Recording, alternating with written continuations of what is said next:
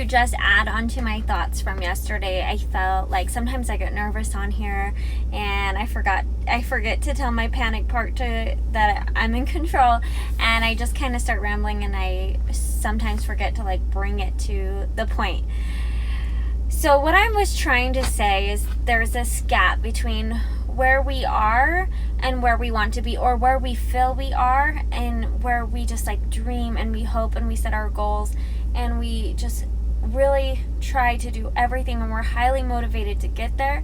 But sometimes it gets really frustrating because you see that you have so much to do, you don't know if you're ever going to get there, and you feel like I've set these goals before and yet I never fulfilled them before, so you just kind of feel like a failure sometimes. And my point was, that is your part of you, that is your critic, that's reminding you of this gap, that you're not ever going to make it, that there's this gap that you'll never be able to get to.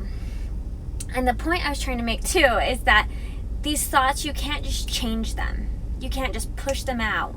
And I know that's what a lot of motivational speakers will say, like, just change your thought patterns, change the way you think. And I do believe in affirmations and visualization and meditation to visualize yourself and believe in yourself, of course. But when there's this critic in your mind, and if you fight against it, it's not going to go anywhere. This is a part of you. And remember, all parts of you are there for a reason of good intention. So this critic part of you is there for good intention. It doesn't want you to be embarrassed. It doesn't want you to be ashamed. It doesn't want you to feel like a failure. So it doesn't even want you to set these goals, right? So when you take the time to listen to the critic and you step back and say, why, like, what has upset you? What has made you feel this way?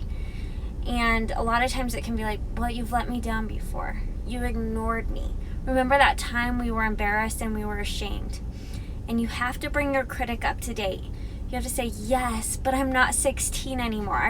I remember that teacher embarrassed us, but we're not there anymore. We're at a new place now.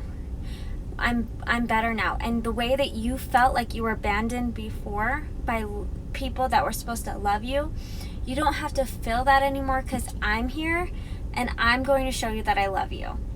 And just remind the critic that you don't have to be perfect. Bring it up to date. Bring your other parts in and say, I am working on my creativity. Perfection is not part of this. I'm working on being okay with my body, and perfection's not a part of this. You have to just bring it up to date of where you are and remind it that it doesn't need to continue to criticize you. But ask it, that part of you, what it would rather be doing. Thank it for all the work it's put in. It's there to protect you. It's there to help you. And I know that I'm rambling, but thank it for all the energy and all the work it's done for you. And then ask it what this part could really be using its energy for to help you with your goals instead of criticizing you. Let it know. And this can be a conversation just in meditation, in writing. Just, why am I having these thoughts? And befriend the critic. Pushing it out, hating it, despising it will never get rid of it. Befriending all your parts, because they're all there for good. It's just that you need to understand them, understand where they're coming from, and ask them to help you. I hope that makes sense. If it doesn't, please ask questions. It's a lot to wrap your mind around, but we're all made of parts, and all parts of us are for our good, and we just have to listen to understand them and bring them up to date.